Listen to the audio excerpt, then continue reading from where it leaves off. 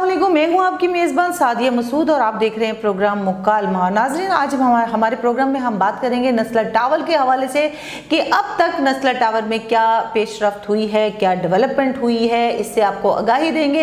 इसके अलावा हम बात करेंगे कि आखिर जरदारी सिस्टम के अंदर चल क्या रहा है, ये लड़ाइयाँ जो हैं वो किस किस्म की हैं। अंदरूनी कहानी हमें बताएंगे। हमारे साथ मौजूद हैं जुल्फ़िकार राहत साहब। सर, नस्ला टावर के हवाले से हमें बताइएगा कि अब तक क्या पेशरफ्त हुई। देखिए नाज़रीन, आज जो हमारा मौजू है, जिस तरह अभी सादिया ने सवाल किया, वो कराची से रिलेटेड है। दो इम्पॉर्टेंट तरीन टॉपिक हैं। एक तो नेस्ला टावर की हम बात करेंगे कि नेस्ला टावर के अंदर जो लोग थे वो तो सारे निकल गए, वहाँ पे मुख्तलिफ सियासी जमातों ने सियासत भी कर ली। अब आगे जो होने जा रहा है वो बाकी डेवलपर्स के लिए, लैंड माफिया के लिए, चाइना कटिंग वालों के लिए और कराची के जो सो कॉल्ड बहुत सारे स्टेक होल्डर्स बैठे हुए हैं, उन सब के लिए क्या मैसेज होगा या फिर ये सिलेक्टिव किस्म का एहतसाब होगा, यानी एक बिल्डिंग को आपने गिरा दिया, बाकी बिल्डिंग उसी जगह खड़ी रही। तो नस्ला टावर के जो लोग थे, जो मुकीम थे, बेचारे रोते पीटते वहाँ से निकल गए। कुछ लोगों ने कहा जी हम खुदकुशी कर लेंगे, वहाँ पे मुख्तलिफ सियासी जमातें भी गईं, लेकिन अल्टीमेटली वो खाली हो गया। वहाँ के कनेक्शन भी काट दिए गए। चीफ जस्टिस का हुक्म किसी हद तक इम्प्लीमेंट हो गया। अब पूरे पाकिस्तान से ढूंढा जा रहा है कि जी उसको गिराएगा कौन, वो कंपनी कौन सी आएगी जो बरूद से उसको उड़ाएगी पूरी बिल्डिंग को। पूरे पाकिस्तान में वो कंपनी नहीं मिल रही। इसी तरह सादिया, आप हैरान होगी कि जब शहबाज शरीफ साहब को दौरा पड़ा था कि लाहौर की सारी बिल्डिंग्स को गिराना है, जो इलीगल बिल्डिंग्स बन गई हैं। पहले ये अदारे लाहौर में भी ऐसे ही हुआ, LDA वालों ने पहले इलीगल बिल्डिंग्स बनवाई, जैसे KDA ने कराची में बनवाई। सिंध बिल्डिंग कंट्रोल अथॉरिटी जो है, CBC जिसको कहते हैं, सिंध बिल्डिंग कंट्रोल अथॉरिटी, उसी तरह LDA ने, उसी तरह उन्होंने पहले ये मिल मिला के अंदर खाते आपस में मुकमका करके बिल्डिंग्स को बनाते हैं, फिर उसके बाद गिराने की बात हो जाती है। तो लाहौर में भी ऐसे ही हुआ कि शहबाज शरीफ साहब ने बिल्डिंग्स को गिराने का फैसला किया। बहुत लोगों ने रोका कि इतने लाख लोग बेरोजगार हो जाएंगे, इतनी लाख फैमिलीज अफेक्ट होंगी, इतने लोग बेचारे जलील हो जाएंगे, मर जाएंगे, मुतासरीन नए पैदा हो जाएंगे। उन्होंने कहा जी मैंने तो गिरानी। अच्छा, उसके बाद बाहर से मशीनरी मंगवाई गई, क्योंकि हाई राइज बिल्डिंग्स थी, गिराने के लिए, बनाने के लिए नहीं, गिराने के लिए। ठीक है। तो ये जो एक तखरीब की सोच है, यानी तमीर की सोच होनी चाहिए। चीज़ों को बनाने के लिए आप काम करें, गिराने के लिए मत करें। अगर एक चीज़ बन गई है तो उसकी कोई कंपलसेशन कर दें, उसका कोई रास्ता निकाल दें, उसको फाइन कर दें। यही चीज़ शहबाज शरीफ साहब को समझाने की कोशिश हम सब करते रहे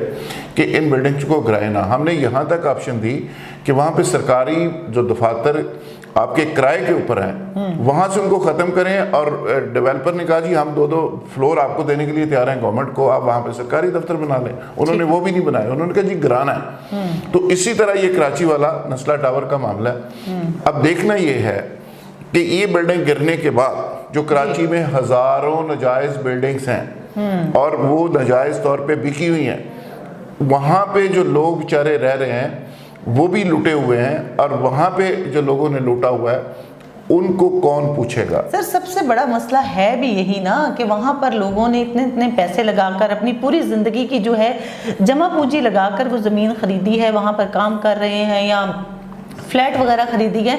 अब जब इसको गिरा दिया जाएगा तो वो लोग कहाँ जाएंगे? हुकूमत इनको किस तरह से कंपनसेट करेगी?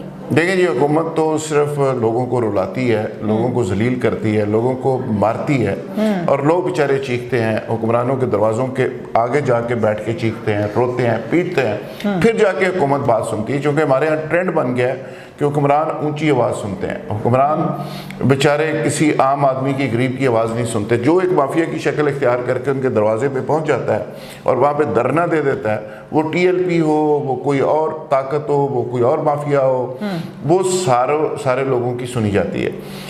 एक गरीब जो बेचारा है, अकेला जो है, उसकी कौन सुनता है? तो इसी तरह उन बेचारों का कोई पुरसाने हाल नहीं। वो पैसे बेचारे अपने लुटा बैठे। अब जब बिल्डिंग गिरेगी, मैं यकीन के साथ कहता हूँ कई लोग खुदकुशियाँ करेंगे। वो देखेंगे ना जब बिल्डिंग कि अपना घर उड़ता हुआ हवा में, और घर जब गिराया जाएगा अदालत की तस्कीन तो हो जाएगी, लेकिन वो लोग प्रैक्टिकली बेचारे, बहुत सारे लोग ज़हनी तौर पे तवाज़ुन भी खो बैठेंगे, बहुत सारे लोग खुदकुशियाँ करेंगे, बहुत सारे लोग ये बेचारे आगे घर ढूंढते फिर रहे हैं, उनके पास आगे कोई रास्ता ही नहीं है। तो ये इन चीज़ों पे मेरे ख्याल है स्टेट को सोचना चाहिए, लेकिन स्टेट के पास शायद टाइम ही नहीं है। जी ठीक है। अच्छा सर, अब चूंकि कराची की बात हो रही है तो फिर जरदारी सिस्टम को हम नहीं भूल सकते। ये जरदारी सिस्टम के अंदर की लड़ाइयों की खबरें कुछ आ रही हैं, तो आप बताइएगा कि इसकी हकीकत क्या है। अब देखिए सादिया, जो बात आप कर रही हैं, पहले नस्ला टावर भी एक इसी तरह के सिस्टम का नतीजा है कि नाजायज़ जगह पे कब्जे कैसे होते हैं, वहाँ बिल्डिंग्स रातों रात कैसे बन जाती हैं, अदारे के लोग कैसे मिलते हैं, वो पैसे कैसे लेते हैं, इस तरह के बिल्डर्स कैसे वजूद में आते हैं, और फिर वो रातों रात बेच के कोई अपने पैसे कनाडा मुंतकिल कर लेता है, कोई अमेरिका, कोई अफ्रीका, कोई यूएई, कोई यूके, तो वहाँ जाके वो अपने महलात बना के कारोबार बना के बैठ जाते हैं और लोग बेचारे इसी तरह लुटते रहते हैं। तो आजकल कराची के अंदर आंख मचोली चल रही है जरदारी सिस्टम का। जो सिंध बिल्डिंग कंट्रोल के अंदर लोग हैं, जो मुख्तलिफ जगह डीसीज लगे हुए हैं, जो मुख्तलिफ मसलन केडीए के अंदर जो लोग लगे हुए हैं, तो उनके दरमियान आजकल एक दींगा मुश्ती चल रही है, लड़ाई चल रही है। केडीए कराची डेवलपमेंट अथॉरिटी के अंदर आसिफ अली मेमन साहब हैं जो डीजी थे, अब उनको चेंज करके उनकी जगह किसी और साहब को लाया गया। वो जब कुर्सी के ऊपर बैठे तो आसिफ मेमन अली साहब गए, वो स्टे लेके वापस आ गए और आके उन्होंने उनको उठा दिया, और आते ही उन्होंने जो सिस्टम के लोग थे 8-10 उनको दफ्तर से फारिग कर दिया। उन्होंने कहा जी कोर्ट का ये ऑर्डर है और कोर्ट का मुझे हुक्म है। अब उसको गिराने के लिए एंटी करप्शन मुतहर्रिक है, तो वहाँ पे एक अजीबोगरीब सियासत चल रही है। जरदारी सिस्टम अलग से काम कर रहा है, नीचे अफसरों के अंदर सिस्टम अलग से काम कर रहा है, दिहाड़ियों का निज़ाम अलग से है, और एक अब मरबूत और ऑर्गेनाइज्ड सिस्टम है जिसको कई इंपॉर्टेंट लोग चलाते हैं।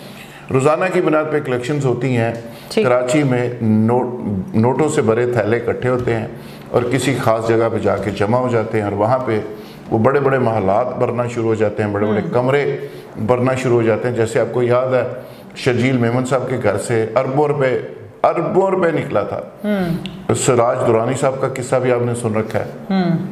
और जब शर्जील मेमन साहब के घर से पैसे निकले तो मशीन वहाँ पे गिनने के लिए ना स्टेट बैंक से मशीन मंगवाएगी, और मशीन ने 1 बिलियन के लगभग पैसे गिने तो वो गर्म हो गई, बल्कि नकारा हो गई। फिर उन्होंने कहा जी ये मशीन भी बंद हो गई है, इतने ज़्यादा पैसे।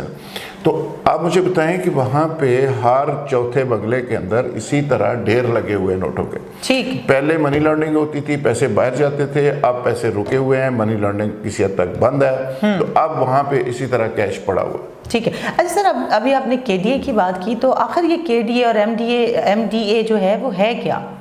देखिए, कराची डेवलपमेंट अथॉरिटी है, वहाँ मलीर डेवलपमेंट अथॉरिटी है, सीबीसी है, कराची बिल्डिंग अथॉरिटी सीबीए, ये सारे जो डिपार्टमेंट्स हैं ये माफियाज वहाँ पे चला रहे हैं, और वहाँ पे माफियाज का गढ़ बन चुके हैं, और वहाँ पे कोई टॉप के ऊपर अफसर, इवन नीचे भी कमाई वाली जो सीटें हैं, वो माफियाज के बगैर नहीं लगता, और पहले अफसरों को लगाया जाता है, और वो अफसर लगता है जो वहाँ गारंटी देता है कि मैं इतने पैसे दूंगा, और उसको लगाया जाता है, और वो फिर उस हिसाब से पैसे देता है, और फिर वो मंथलियाँ चलती हैं, फिर सिस्टम चलता है। और जरदारी सिस्टम का कमाल देखें कि आज तक तमाम एजेंसियाँ कोशिश के बावजूद उस सिस्टम को ब्रेक नहीं कर पा रही। यानी उस वक्त जब जरदारी साहब के खिलाफ केसेस भी चल रहे हैं, नैब के केसेस भी चल रहे हैं, सारा कुछ हो रहा है, तरीके भी भुगत रहे हैं, साथ साथ उनका सिस्टम भी चल रहा है, तो इसका मतलब है कि गवर्नमेंट नहीं चल रही,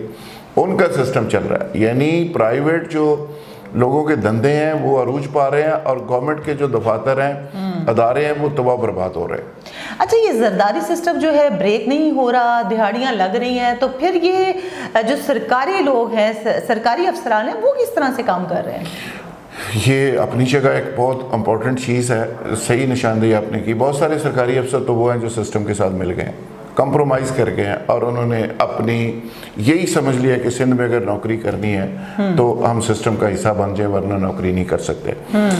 कुछ लोग ऐसे हैं जो रेजिस्ट कर रहे हैं, और वो कभी कभार थोड़ी गैरत में आके कभी को काम ऐसा कर देते हैं और उसके बाद वो निशान इबरत बन जाते हैं, या वो डिसमिस होते हैं, या वहाँ से निकाल दिए जाते हैं, या सरेंडर कर दिए जाते हैं। तो कराची में चीफ सेक्रेटरी हो, IG हो, या नीचे किसी भी इम्पोर्टेंट सीट के ऊपर कोई भी काम कर रहा हो तो उसको उस सिस्टम का हिस्सा बनना पड़ता है। जो नहीं बनता फिर वो वहाँ नहीं रहता। मिसाल के तौर पे वहाँ पे DC जाम शुरू है, कैप्टन फरीद, उसने वहाँ पे इतनी करप्शन की है, अरबों खरबों रुपए की करप्शन की है, और मुबैना तौर पे ज़मीनों पे कब्ज़े और मतलब रियाज को ज़मीनें छीन के लोगों से देना, जरदारी साहब के लिए काम करना, फ्रंटमैन के तौर पे काम करना, ये उस पर बहुत सारे संगीन नौयत के इल्ज़ाम हैं। लेकिन वहाँ से वो ट्रांसफ़र नहीं हो रहा।